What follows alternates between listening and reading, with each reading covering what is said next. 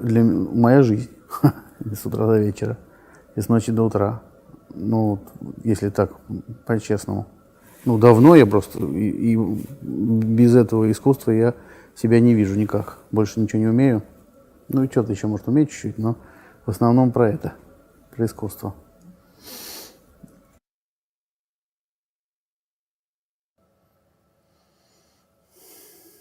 Не вижу вообще никакой роли.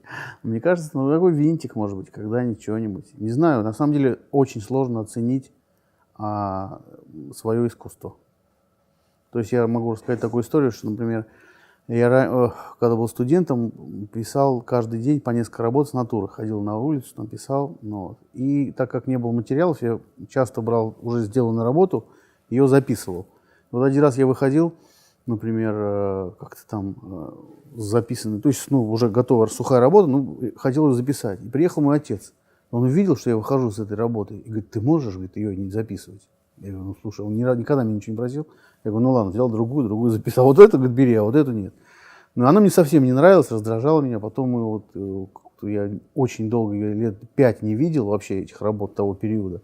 Потом приехали как-то мы туда, а мне все время я про них думал, потому что когда ты пишешь работы, ты думаешь, вот там у меня есть несколько работ, и даже их пытаешься как-то здесь повторить или в чем-то там найти что-то. Ну, в общем, я когда вернулся, я был поражен, честно говоря. Это прям произвело на меня впечатление, что единственная работа, которая была, ну, как бы более-менее качественная, была вот та, которую я хотел записать, а вот эти все остальные, которые, я думаю, в какое же говно.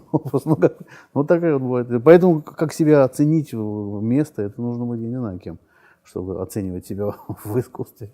Сложно.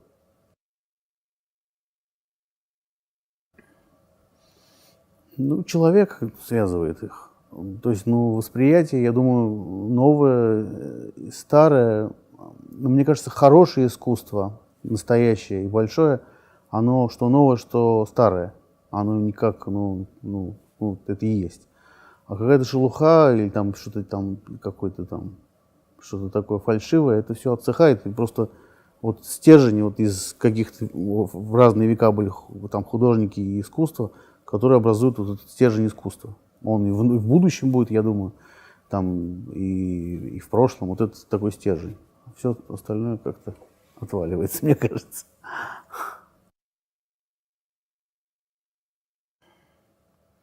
Поворотным, ну, не знаю, мне кажется, сильный стресс я испытал после, значит, того, как закончил здесь, в Москве, 905 года училище.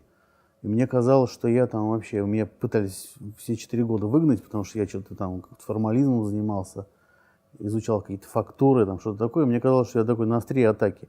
А потом, когда я в Тбилиси приехал, то удивился там вот свободе людей. Там, то есть у меня был такой профессор Георгий Алексей-Месхишвили. И он просто на каком-то там втором месяце дал задание, сказал: сделайте там инсталляцию, какой-то свет в пространстве, инсталляция. Тут, если ты рисуешь какого-то Ленина с каким-то кривым глазом, тебя сажали куда-нибудь, запрещали. А там вот они прямо как бы вот так. И, конечно, вот это Тбилисская академия очень серьезно повернула, как сказать, в башке у меня что-то. Ну, конечно, выставки, первые выставки, которые я увидел, там, например, когда попал там в каком же году сейчас, в 91 году я попал в Париж первый раз, и вот увидел там тоже искусство какое-то там. Николя де Сталь, или там Фрэнсис Бэкон, что-то такое. Это был шок, конечно, тоже. Люсьен Фрейд я уже не говорю. Вроде бы как вот такая звено, которого вот в русском искусстве не хватало. Могу рассказать про педагога. Вот Дмитрий Иванович Хамин был моим педагогом и очень серьезно повлиял. Я был прям такой, как в Шаолинском монастыре, к нему там мыл ботинки там или что-то такое, чистил палитры, растирал краски. Ну, вот, он всему научил меня. Потом, я говорю, вот я попал вот этому Георгию Алексею Месхишвили, Гоги.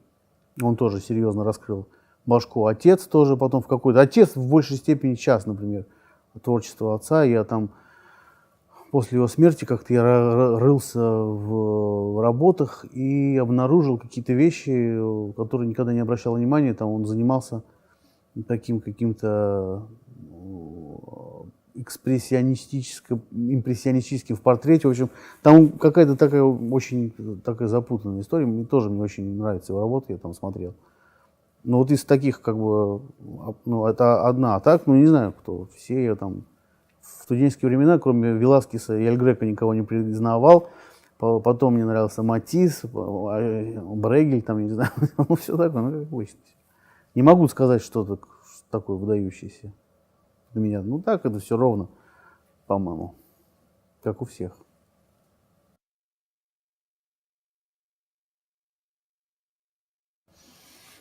Ну, равнодушным, конечно же, не оставляет меня какая-нибудь политическая там история. То есть это меня, ну, как сказать, волнует, если какая-то там в нашей стране происходит говнятина. Это оказывает, не знаю, влияние на меня, наверное, как на художника.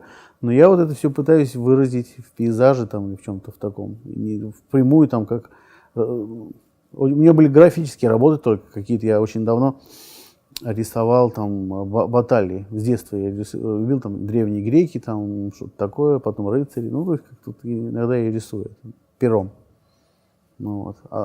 Ну, такой междуусобные войны, что ли, какая-то, знаете, такой смысл, ну, который присутствует все время в нашей жизни. Не обязательно, что это какие-то там войны прям, но даже в любом человеке это все всегда бурлит. Не знаю, вот так.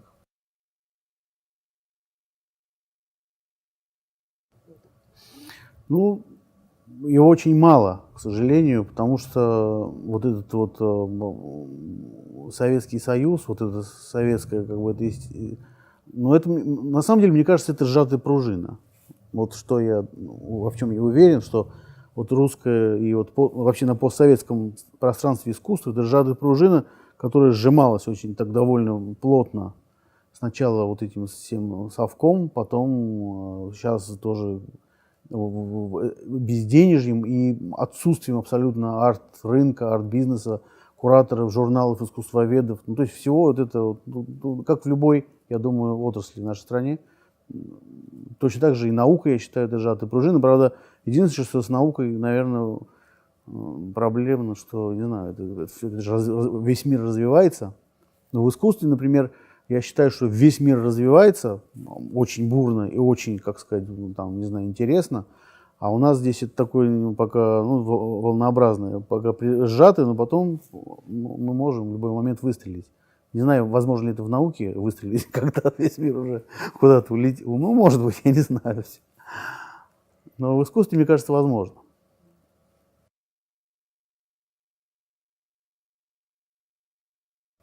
Ну, это я человек как такой неопримитивист. Мы же обсуждали как бы вот проблемы семьи, семья и что-то такое. Ну, вот я нарисовал такой, как сказать, портрет двух таких. Идея у меня была сначала, знаете, какая там, что вот на первом плане, значит, жених с невестой, свадьба такая как бы деревенская. Такое начало, и это я видел один раз, такой был образ, меня это поразило. И даже это не один раз, а вот часто, если вы там по мосту, по этому Патриаршему, или там где-то там около Красной площади, там идут невесты в таких в белоснежных платьях. А если, не дай бог, вот как бывает плохая погода, то у них вот все это в грязи, в такое, прям как вот что-то такое, какое-то такое средневековое, как, знаете, там какой-то там царица или графиня, длинное платье, все волочится по грязи, здесь вроде все в бриллиантах, а там, ну, как бы такая двойственная, как бы это вроде начало пути, семья, но в то же время вот этим людям, которые соединяются, там, нужно им пройти огромный путь, там, длинный. Ну, вот. И там еще, сначала я хотел там какую-то сделать там машину, что она застряла, но это, мне казалось, слишком литературно. Я просто какую-то одну бабку там поставил сзади, что такое. Ну, вот, что-то такое. Теща или свекровь. Ну, то есть какая-то такая тайна. Ну, семья, не знаю, как сказать, опора, наверное. Крепость. Я думаю, так. Без семьи я не представляю, потому что всю жизнь семья тоже, с детства.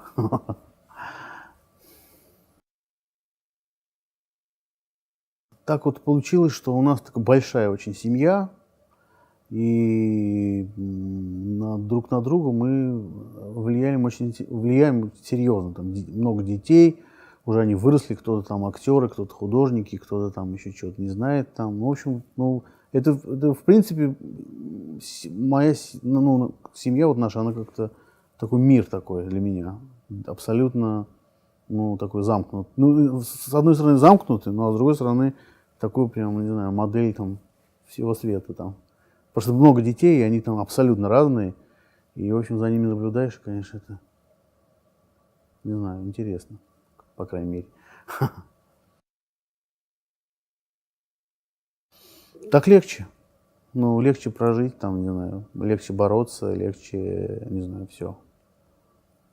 И, наверное, есть люди, которые готовы там в одиночку, что-то такое. Но эти качества, наверное, должны быть у любого человека, чтобы он мог там что-то такое. Но в сообществе всегда легче. Веселей, по крайней мере. Можно приготовить для кого-нибудь что-нибудь, выпить. В одиночку сложно.